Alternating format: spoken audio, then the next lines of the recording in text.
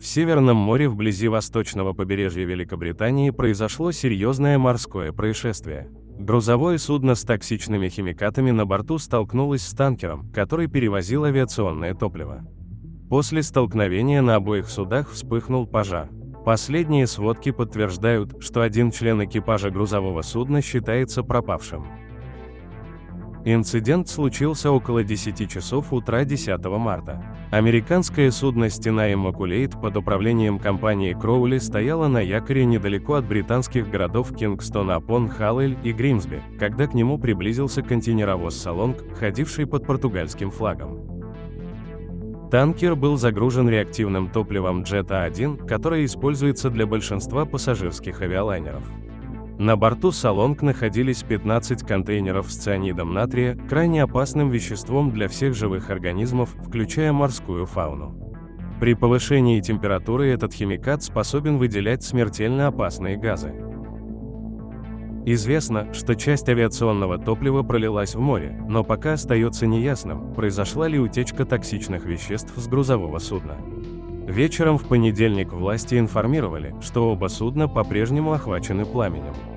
В настоящее время ведется расследование, а спасательная операция в районе инцидента завершена. Важно отметить, что авиационное топливо, перевозимое танкером, принадлежало правительству США, а компания Кроули выступала в качестве подрядчика в рамках программы снабжения американских вооруженных сил. На территории Соединенного Королевства располагается несколько военно-воздушных баз США. Представители британской береговой охраны сообщили о спасении 36 человек, один из которых был доставлен в больницу. Согласно данным сервиса морской навигации Marine Traffic, танкер «Стена Immaculate», находившийся на якоре, прибыл из Греции, а контейнеровоз «Салонг» следовал из порта в Шотландии в Роттердам. Моряк с борта «Стена Immaculate» поделился драматической историей о том, как экипажу едва удалось спастись при эвакуации с пылающего судна. В интервью BBC один из членов команды танкера рассказал, что контейнеровоз врезался в их судно на скорости примерно 16 узлов, после чего все находившиеся на борту немедленно устремились к спасательным шлюпкам. Американский моряк, пожелавший сохранить анонимность из-за запрета на общение с прессой, в разговоре с CBS News описал происшествие фразой «огромный корабль появился словно ниоткуда». К месту катастрофы был направлен спасательный вертолет, а также находившиеся поблизости катера и суда, оборудованные средствами пожаротушения. Береговая охрана Великобритании приступила к оценке необходимых мер по борьбе с потенциальным загрязнением морской среды. На недавних видеоматериалах с места происшествия у побережья Восточного Йоркшира видно одно из судов, предположительно «Стена Immaculate», которая раскачивается на волнах с огромной пробоиной в борту, через которую выливается балластная вода. Рыбак с траулера, входившего в число десятков малых судов, откликнувшихся на сигнал бедствия, охарактеризовал увиденное как чрезвычайно страшное зрелище, упомянув о клубах дыма и чрезвычайно сильном запахе гари. «Настоящее чудо, что не все погибли», — подчеркнул он, добавив, что туман был исключительно плотным. Представитель отдела по расследованию морских происшествий проинформировал, после столкновения португальского контейнеровоза «Салонг» и американского нефтяного танкера «Стена Immaculate» в Северном море. Ведомство направило специальную группу в Гримсби.